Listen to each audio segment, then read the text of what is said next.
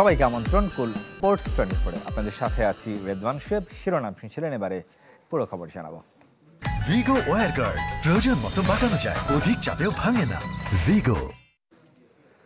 বাংলাদেশ সফরের জন্য 15 সদস্যের দল ঘোষণা করেছে জিম্বাবুয়ে। 5 ম্যাচ টি-20 সিরিজ খেলতে 28 এপ্রিল ঢাকায় আসবে দল। একমাত্র নতুন মুখ জোনাথন ক্যাম্বেল ফিরেছেন, তাডিওয়ানাশে মারুমানি এবং ফারাজ আকরাম। বাকিরা জানুয়ারিতে শ্রীলঙ্কার বিপক্ষে সিরিজের দলে ছিলেন। ক্লাইভ মাদান্দে, ব্রায়ান বেনেট এবং জোনাথন ক্যাম্বেল এমার্জিং টিমের হয়ে গত মার্চে খেলেছেন 13তম আফ্রিকান গেমস। এছাড়াও Craig Ervine, Sean Williams, pacer Richard Ngarava এবং ব্লেসিং মুজারাবানিও আছেন এই দলে। অধিনায়ক হিসেবে থাকছেন সিকান্দার রাজা। জিম্বাবুয়ের নতুন হেড কোচ হিসেবে দায়িত্ব নিয়েছেন স্টুয়ার্ট মাতসিকেনেরি। তার প্রথম অ্যাসাইনমেন্ট এটি। দলে নতুন মুখ জোনাথন ক্যাম্বেল জিম্বাবুয়ের সাবেক অধিনায়ক অ্যালিস্টার ক্যাম্বেলের ছেলে। 26 বছর বয়সী বাঁহাতি ব্যাটার টপ অর্ডারে ব্যাট করেন, সঙ্গে লেগ স্পিনও। 3 মে শুরু হবে প্রথম টি-20। প্রথম 3 ম্যাচ হবে চট্টগ্রামে, শেষ 2টি ঢাকায়। বাংলাদেশের টেস্ট ব্যাটারদের স্কিলের ঘাটতির কথা স্বীকার করেছেন মমিনুল হক। তবে মানসিকভাবে প্রস্তুতি নিলে ক্যারিয়ার লম্বা করা সম্ভব বলে মনে করেন তিনি। টেস্ট ক্রিকেটারদের জন্য বিশেষ পরিকল্পনা দিয়েছেন চন্ডিকা হাথুরুসিংহে, তবে তা গণমাধ্যমে প্রকাশ করা নিষেধ। আগস্টে পাকিস্তানের বিপক্ষে টেস্ট সিরিজের আগে এই দলের হয়ে 4 দিনের ম্যাচ খেলবেন মমিনুল, জাকির হাসানরা। লঙ্কা সিরিজে স্পষ্ট হয়েছে টেস্ট ফরম্যাটে বাংলাদেশের রুগ্ন দশা। তাই তো হেড কোচ ঢাকায় এসেই টেস্ট ক্রিকেটারদের নিয়ে বসেছিলেন। মাহমুদুল হাসান জয়, জাকির হাসান, মুমিনুল হক, শাহাদাত দীপুর দুর্বলতাগুলো খুঁজে বের করে নেটে তাদের নিয়ে আলাদা কাজ করছেন ডেভিড হেম্প। শুক্রবার থেকে জাতীয় দল নিয়ে ব্যস্ত হবে কোচিং স্টাফ। তার আগে টেস্ট ক্রিকেটারদের পরিকল্পনা বুঝিয়ে দিয়েছেন চন্ডিকা হাথুরুসিংহে। তবে গণমাধ্যমে তা প্রকাশে নারাজ মুমিনুল। আমাদের সাথে ওই যে টেস্ট ম্যাচ নিয়ে আমরা কি পরিকল্পনা না করবো, আমরা কেমনে কি খেলবো না খেলবো, একজনের কার কীভাবে কাজ করা উচিত, ইন্ডিভিজুয়াল কথাবার্তা বলেছি আর কি। আর ডিটেলস আলাপ তো আমার এখানে বলাটা ঠিক না, বলা যাবে। বাংলাদেশের টেস্ট ব্যাটারদের স্কিলে ঘাটতি আছে। শ্রীলঙ্কা সিরিজের পর এমন আলোচনাও উঠেছিল, অস্বীকার করেননি মুমিনুল হকও। তবে স্কিলের সমস্যা নিয়েও ক্যারিয়ার লম্বা করার নজির আছে বলে জানালেন বাংলাদেশের লিটল মাস্টার। ডোমেস্টিক ক্রিকেট খেলেন তখন হয়তো আপনি টেকনিক্যালি অনেক কিছু পরিবর্তন এসে করা যায়, কিন্তু ইন্টারন্যাশনাল খেলতে গেলে ইন্টারন্যাশনাল যারাই খেলবে, যারাই টেস্ট ম্যাচ খেলতেছে, অনেক দিন ধরে খেলতেছে, অনেক কটা ম্যাচও খেলেছে, তো যখনই আপনি ইন্টারন্যাশনাল ম্যাচ খেলেন তখন আসলে ওই জায়গায় টেকনিক্যালের চেয়ে সবচেয়ে ইম্পর্টেন্ট জিনিস হলো আপনার মেন্টাল জিনিসটা। অনেকে পৃথিবীতে অনেকেই আছে যে টেকনিক্যাল অত ভালো না, কিন্তু মেন্টাল সাইড দিয়ে কিন্তু 10,000 15,000 রান করে গেছে। আগস্টে 2 ম্যাচের টেস্ট সিরিজ খেলতে পাকিস্তান যাবে টাইগাররা। তার আগে এই ফরম্যাটে কোনো খেলা নেই। তবে মুমিনুল, জাকির হাসানরা একটু আগে ভাগেই যাবে পাকিস্তানে। এই দলের হয়ে 4 দিনের ম্যাচ খেলবেন টেস্ট ক্রিকেটাররা। আপনার টেস্ট ম্যাচ শুরুর আগে এই টিমের সাথে আপনার যারা মেইন প্লেয়ার তাদেরও পাঠিয়ে দিলেন, তারা একটা ম্যাচ অথবা 2 ম্যাচ খেলার সুযোগ পেল। সেই সাথে আপনার অনেকদিন পরে আপনার লম্বা সময়ের পরে আপনি একটু টিমের সাথে থেকে অথবা ওইখানের কন্ডিশনে অ্যাডজাস্ট করলেন। বয়স 33 ছুঁই। আরও কয়েকটি বছর সাদা পোশাকে দেখা যাবে মুমিনুল হককে। তবে ক্রিকেট ছাড়লে কি করবেন মুমিনুল, তার রহস্যই রাখলেন। 1 ঘন্টা পরে আপনার ইন্টারভিউর পরে কি হবে এটা আমি জানি না ভাই, সত্যি কথা। তো ফিউচার কি হবে না হবে এটা আল্লাহর কাছে ডিসাইড করা, তো আমি জানি না। আশিক রুদ্র, চ্যানেল 24, ঢাকা। প্রিমিয়ার লিগের খবর জানাবে এবার। কালই চ্যাম্পিয়ন হতে পারে আবাহনী। এজন্য সুপার লিগের দ্বিতীয় রাউন্ডে নিজেদের জয়ের সাথে হারতে হবে অন্য 2 দলকে। ফতুল্লায় আবাহনী মুখোমুখি হবে গাজী গ্রুপ ক্রিকেটার্সের। মিরপুরে প্রাইম ব্যাংকের বিপক্ষে লড়বে মোহামেডান। বিকেএসপিতে শাইনপুকুরের প্রতিপক্ষ শেখ জামাল ধানমন্ডি ক্লাব। গরমে অতিষ্ঠ জনজীবন, বইছে তাপপ্রবাহ। তবে বিরতি নেই প্রিমিয়ার লিগে। পেশাদারিত্বের কারণে নিশ্চুপ ক্রিকেটাররা। অস্বস্তি নিয়ে খেলছে সুপার লিগ। যতই আপনি ইউজ টু হন না কেন, এভরি ডে কিন্তু আপনার জন্য একটা নতুন দিন। সো আপনার গরমটা তো আপনার ফিল করতে হচ্ছেই মাঠে। আর বিকেএসপিতে আমরা যখন খেলি এমন একটা জায়গা যে 1 ফুটও বাতাসও থাকে না, মাঠে কোনো ছায়া নেই, সো খুবই ডিফিকাল্ট হয়ে যায়। প্রিমিয়ার লিগ ছাড়াও সামনে জিম্বাবুয়ে সিরিজের ব্যস্ততা।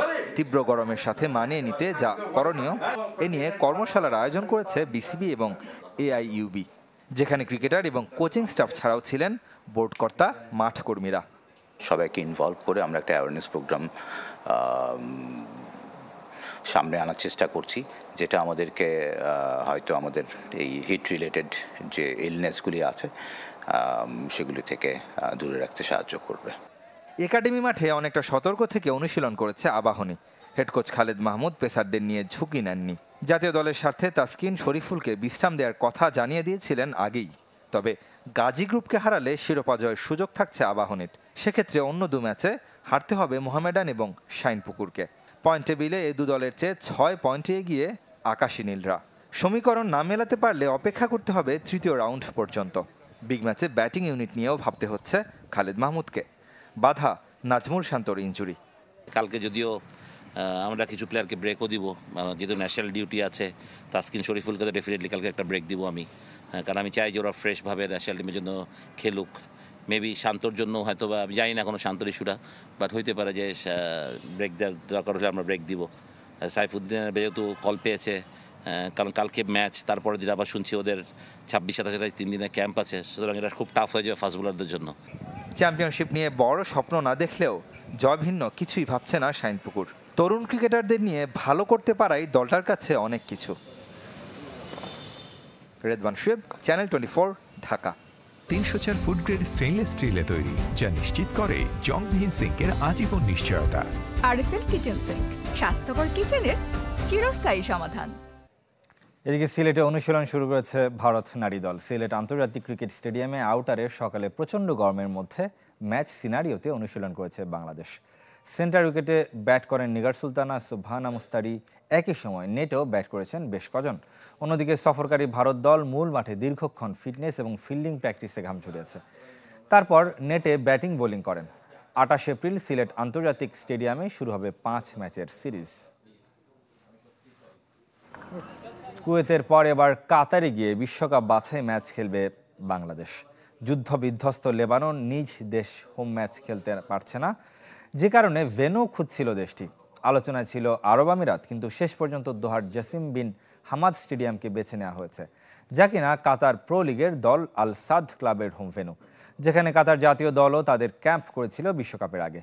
11 জুন বাংলাদেশ সময় রাত 10টায় হবে ম্যাচটি। তার আগে 6 জুন ঢাকায় অস্ট্রেলিয়ার বিপক্ষে হোম ম্যাচ বাংলাদেশের। 29 মে প্রিমিয়ার লিগ শেষ শুরু হবে জাতীয় দলের ক্যাম্প। কুল স্পোর্টস 24-এ একটা বিরতির সময় হলো, এবার সাথেই থাকবেন।